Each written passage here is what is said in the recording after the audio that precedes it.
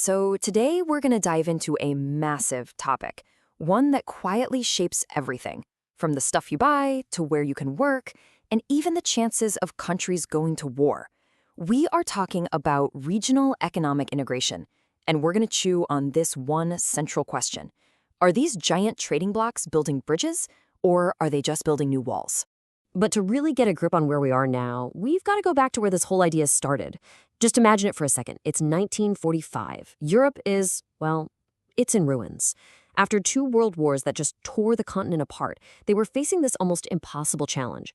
How do you not just rebuild, but make absolutely sure this kind of horror never, ever happens again? And the answer they came up with was to team up.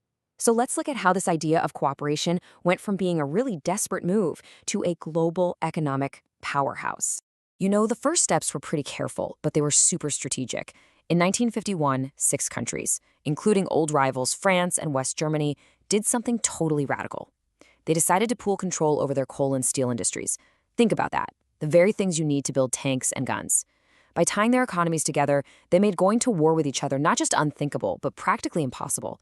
And that one small step just snowballed. It led to the Treaty of Rome a few years later, and this grand vision of a true common market was born. This whole process they kicked off actually has a name: regional economic integration. It sounds complicated, but it's really just about countries in the same neighborhood agreeing on rules to make it easier for stuff, people, and money to move across their borders. It's the fancy term for what we usually just call a trading bloc. Right, but here's the thing. Not all trading blocks are the same. Not even close. The level of cooperation can be anything from a simple handshake agreement all the way to something that looks a lot like a single unified country. The best way to think about it is like a ladder. And here it is. This ladder shows you all the different levels of commitment countries can make. Each step you climb up this ladder means giving up a little more of your own individual control in exchange for hopefully a deeper partnership. So let's break down what each of these rungs actually means. Okay, so at the very bottom, the first step is a free trade area. Members get rid of trade barriers between themselves, but they each do their own thing when it comes to trading with the rest of the world. Take a step up, and you've got a customs union. Now the group acts as one solid unit, with one single trade policy for all outsiders. Go one step higher to a common market, and it's not just goods moving freely. Now workers and money can cross borders too. The next big jump is an economic union. We're talking a shared currency, coordinated economic policies, the whole shebang. And at the very, very top, a political union. That's where countries start coordinating foreign and defense policy, and the line between separate nations gets really, really blurred. So you have to ask, why would any country want to climb this ladder and give up some of its power? Well, the potential rewards are huge. Let's look at the case for getting together. Okay, the whole economic argument really boils down to two big ideas. The first is trade creation. It's the good part. Let's say France is great at making wine and Germany is great at making cars. You drop the trade barriers and boom, French people can buy more awesome German cars and Germans can buy more amazing French wine. New trade is created. Everybody wins. But there's a flip side, a danger called trade diversion. What if Japan makes even better, cheaper cars than Germany? Well, if the bloc puts a big tax on Japanese cars, French consumers might end up buying the German cars anyway, just because they're tax-free. So trade has been diverted from a more efficient producer on the outside to a less efficient one on the inside. That's the central tension, right? So, for people who are all for this, the argument is simple. The benefits are just way bigger than the risks. For you, the consumer, you win with more choice and lower prices. Politically, a united bloc has a much louder voice on the world stage. And, like we saw with Europe, when your economies are tangled up, you're a lot less likely to start a war. It opens up opportunities for people to find jobs and for companies to work more efficiently. And honestly, it's just a heck of a lot easier to get, say, 20 countries to agree on something than it is to get all 164 members of the World Trade Organization on the same page. But it's not all sunshine and roses, of course. There are some really powerful arguments against deep integration, and they raise serious questions about jobs, about fairness, and even about a country's very identity. Remember that danger of trade diversion?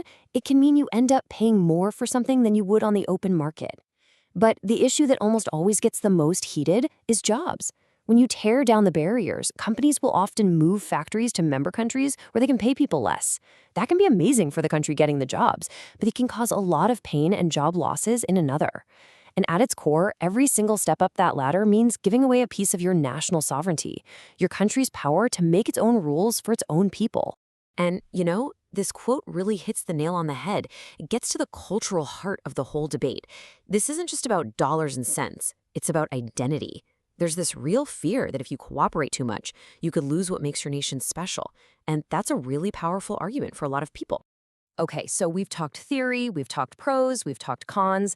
Now let's see how this all actually plays out in the real world with the major trading blocs that are shaping our planet today. Just take a look at this map. It really shows you how this idea has spread like wildfire. From North and South America to Europe and Southeast Asia, pretty much every country on Earth is part of at least one of these regional groups. And this little chart here gives you a great snapshot of just how different they all are. You can see how various blocs have picked different rungs on that ladder of integration we talked about. The European Union? It's way up there at economic and monetary union. But then you look at the USMCA in North America. It's a free trade area, a much looser partnership down at the bottom of the ladder. And others, like Mercosur and ASEAN, are somewhere in the middle. Everyone's making a different calculation. The European Union is really the grand experiment, isn't it? It's the most deeply integrated bloc on the planet. But that deep integration comes with some serious challenges. I mean, when you give up your own currency, you can't just print more money to solve a national crisis. A lot of countries found that out the hard way during the Eurozone debt crisis. It's the ultimate test of that trade-off between having your own control versus having regional stability. Meanwhile, in North America, the model is totally different. The USMCA, which replaced the old NAFTA deal, is basically a free trade area. And it's a great example of how these agreements change over time. It brought in much stricter rules, for example, on car parts, requiring more of them to be made in North America by workers earning a higher wage. And why they do that? To try and pull manufacturing jobs back into the member countries, a direct answer to those job loss fears we were just talking about. Which brings us all the way back to our big question. On the one hand, these blocs have created peace and wealth inside their borders like never before. But on the other hand, they create a world of insiders and outsiders. So are they building economic bridges that bring us all closer together? Or are they just building new kinds of walls between huge global teams? That's the question we leave you with.